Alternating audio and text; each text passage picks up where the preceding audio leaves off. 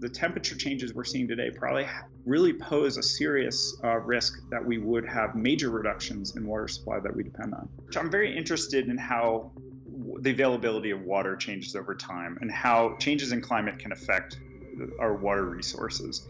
Less rain and prolonged droughts could become a way of life. That's according to a new study that looked at the past. One of the things that we've done recently is to put together records of temperature over the last 11,000 years and look at how global temperatures have changed, and then relate that to changes in water availability in drought. Researchers from the University of Wyoming studied historical records from cave deposits, ocean sediments, ice cores, and lake shorelines to examine temperature changes.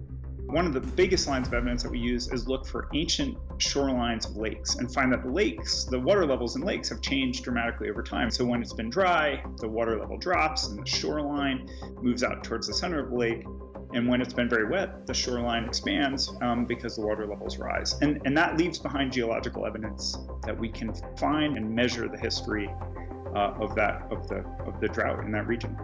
The researchers say that a warming Arctic weakens the temperature difference between the tropics and poles. This leads to less precipitation and a weaker mid-latitude westerly wind flow. It's a recipe for prolonged drought. We're clearly moving outside of the range of what conditions have been like in the past. So, over the last million years, carbon dioxide, other greenhouse gases have not been anywhere close to the level they are now. And this is a rise that has changed just in the last 100 years that has put us outside of this geological context. And so we've moved really rapidly into kind of a new climate territory. Temperatures could be 3 to 5 degrees warmer by the end of this century. That's the difference between now and the last ice age.